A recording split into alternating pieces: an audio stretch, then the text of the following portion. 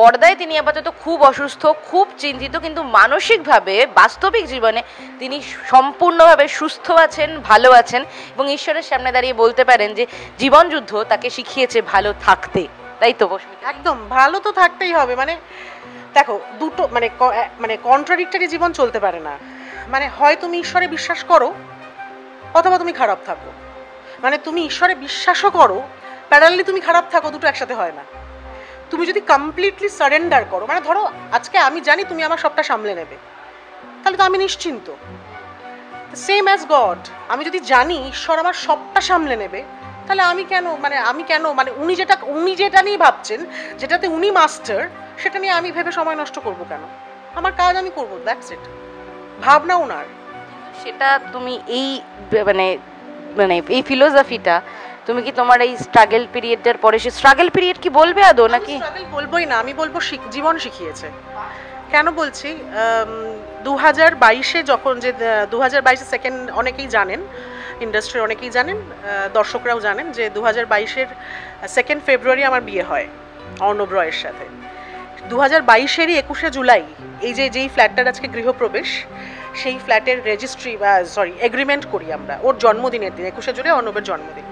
এবং রেজিস্ট্রির এগ্রিমেন্টের জন্য যে প্রথম টাকাটা, সেটা অর্ণব দেয়, কারণ ও বলেছিল যে এটা আমার দেওয়া উপহার তোর জন্য, আমরা একসাথে সেটেল করব।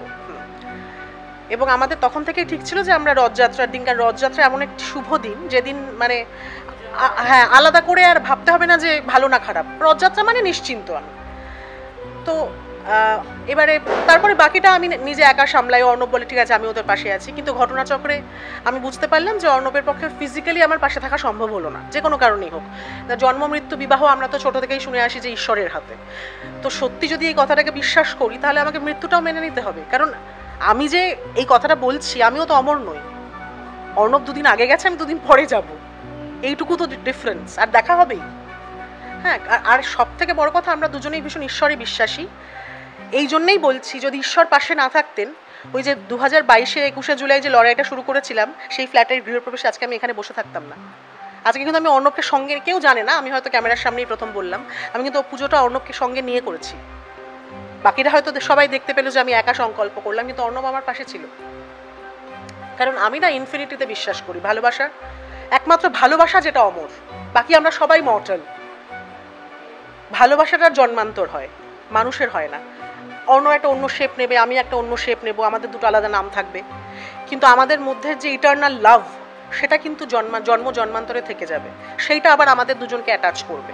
সো আমি এইভাবে ভাবি জীবনটাকে। আর সত্যিই আমি বলছি, এটা কোনো অভিনয় নয়, কারণ আমি পর্দার সামনেই অভিনয়টা করি।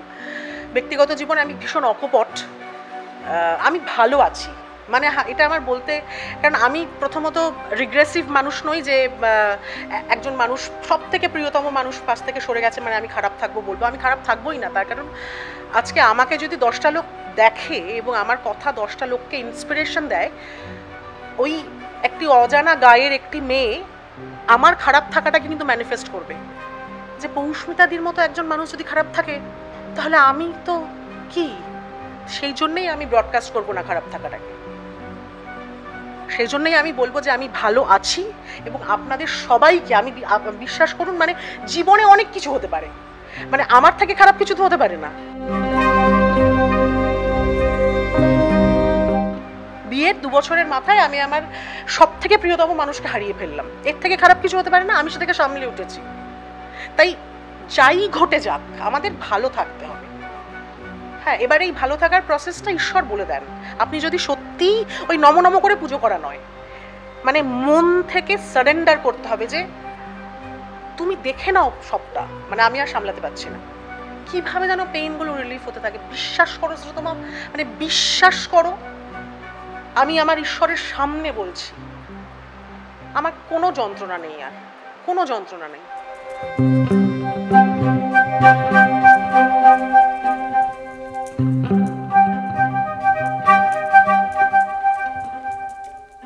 তো পৌষ্মিতাদি, এখান থেকে একটা অন্য কথায় আসি, ওই এই কথার রেস ধরেই, আজকে যে পৌষ্মিতাদি এই কথাগুলো বলছে, তাকে তো বোঝা যাচ্ছে সে মানসিকভাবে নিজেকে হিল করেছে, কিন্তু প্রথম সময়টাতে তো ইজি ছিল না। সেই সময়টা মানে কতখানি মানুষ চিনিয়েছে তোমায়? ইজি ছিল না তো, মানে তখন তো আমি দুর্বল ছিলাম, তখন তো মানে আমি আমার একটি কোম্পানি প্রোডাকশন হাউস করেছি, সেটা এলা ফিল্ম। তো সেইটার প্রথম দিনের শুটিং, একটি কর্পোরেট ফিল্ম করছিলাম, তার প্রথম দিনের শুটিং কার্টেন রেজার। আমি শুটিংয়ে আমার টিম নিয়ে, শুটিংটা শেষ হয়ে আমি জাস্ট মানে বলরুমের বাইরেটা এসে ওপেন জায়গাতে আমরা ডিসকাস করছি, আমার কাছে ফোন আসছে। তখন জাস্ট আমার মনে হলো যে আমাকে কেউ তার আগের 4 ঘন্টা ধরে ঠেলে ঠেলে একটা পাহাড়ের চূড়ায় তুলে দিয়েছে।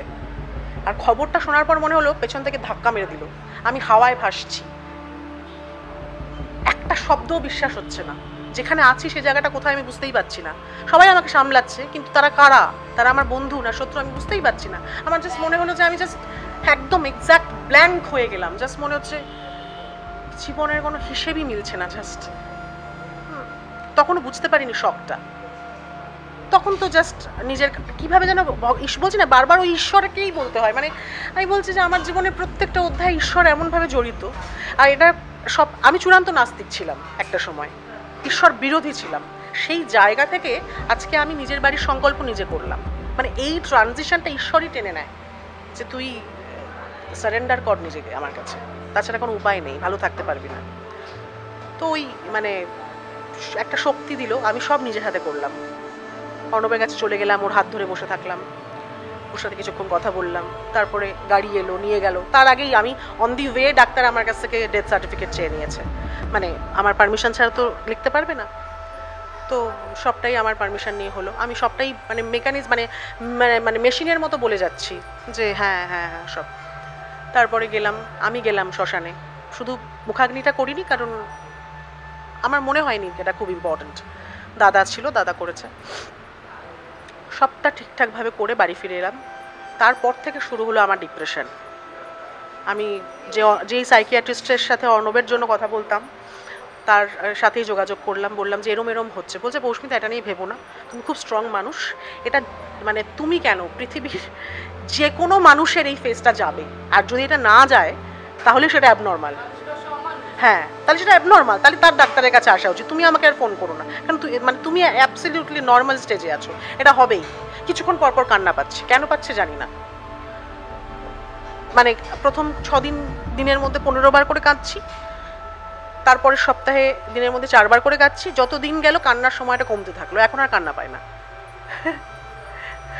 এখন মনে হয় যে আমিও তো অর্ণবের কাছেই যাবো একদিন, মানে দেখা তো হবেই। আই এম ড্যাম কনফিডেন্ট, মানে আমার সঙ্গে অর্ণবের দেখা হবেই।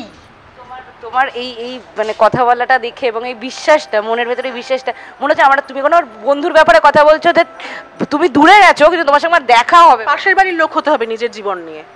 আজকে যদি তুমি তোমার প্রবলেম বলো, আমি বলবো শ্রীতমা ভালো হবে ভালো হবে। নিজের প্রবলেমটাকে আমরা ওভাবে হিল করতে পারি না। তখন বাইরের পৌষ্মিতা হয়ে কথা বলতে হবে, পৌষ্মিতা ভালো হবে ভালো হবে, সব ভালো হবে, টেক ইট ইজি পৌষ্মিতা, সময় লাগবে, it will be fine, you will be fine Poushmita, please take it easy, এটা কোনো প্রবলেম নয়। এইভাবে পাশের বাড়ির লোক হতে হবে।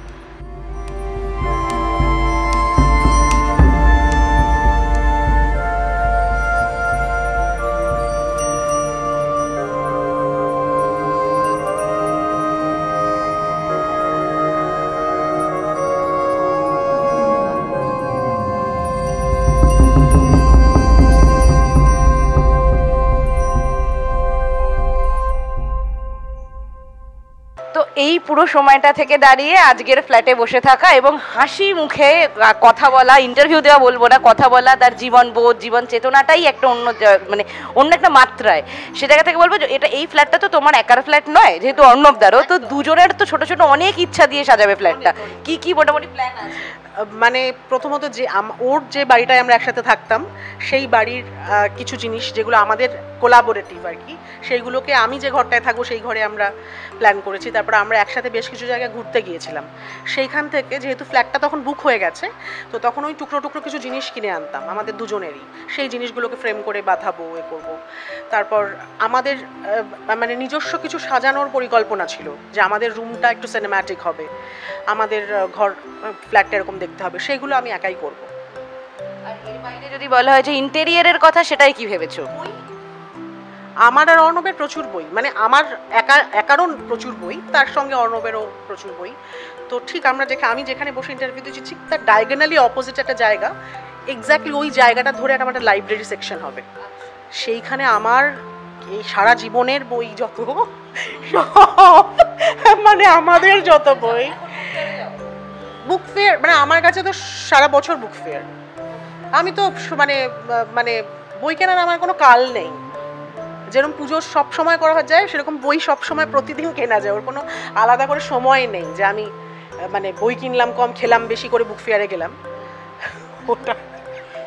মিঠিজোড়াতে তোমাদের একটা চরম ব্যস্ত স্কেডিউল চলে, সেখান থেকে এরকম একটা পেল্লায় বড় ফ্ল্যাট মানে মেনটেন করা, সেটা নিয়ে কি ভেবেছো? মানে তুমি নিজেকে খুব গোছানো বাস্তবিক জীবন? আমার মা বাবা গোছানো।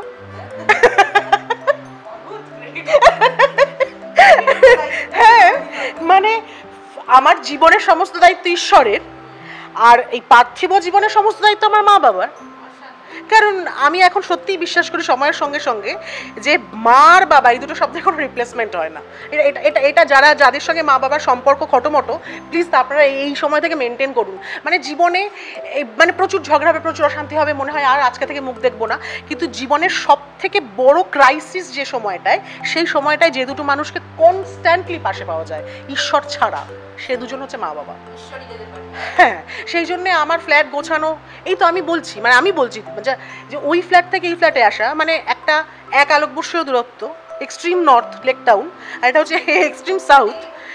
এই যে ধরো লাস্ট 15 দিন আমার ব্যাক টু ব্যাক শুটিং ছিল, মেয়ের বিয়ে চলেছে, সেই সময় আমার পুরো ফ্ল্যাটের মালপত্র আনা থেকে, দায়িত্ব নিয়ে থেকে, প্যাকেজিং থেকে শুরু করে আমার মা বাবা সেই সব করছে।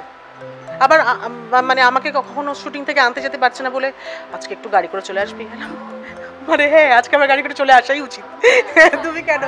হ্যাঁ, তো এইরকম আর কি। তো আজকে সকালবেলা থেকে এই পুজোর সমস্ত দায়িত্ব কি তুমিই সামলালে, না সেটাই দায়িত্বটাই? না, শুধু পুজো করার দায়িত্বটুকু,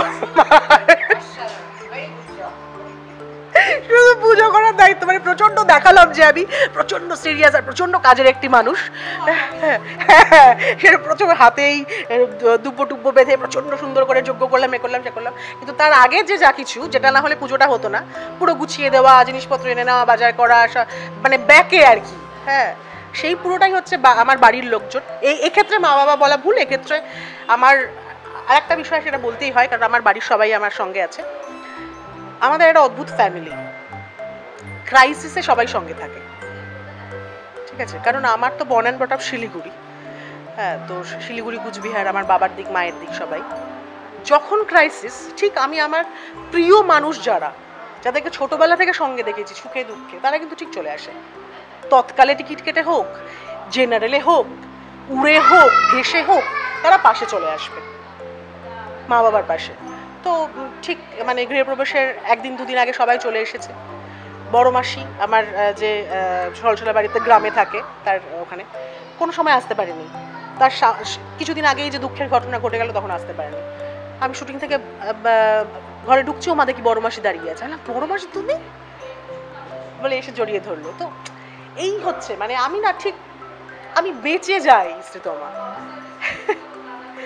আমার বাড়ির বড়রা, আমার ঈশ্বর আমাকে ঠিক বাঁচিয়ে দেন। ঈশ্বর তোমাকে এইভাবেই তৈরি করেছেন, যেখানে ঈশ্বর তোমাকে পরীক্ষার মধ্যে ফেললেও তোমাকে সবসময় সেটা থেকে তুলে নেয়। এখন না ভাল লাগে, আই এনজয় মাই স্ট্রাগল। বিশ্বাস করো, স্ট্রাগল বলবো না, ওই পরীক্ষাই বলবো। হ্যাঁ, মানে কত পরীক্ষা দেব, মানে কেউ যদি ডিস্টিংশন পেয়ে পাশ করে তখন তো তার পরীক্ষা দিতে মজা লাগবে। লাইফের সঙ্গে সার্কাজম, দারুণ ইন্টারভিউ।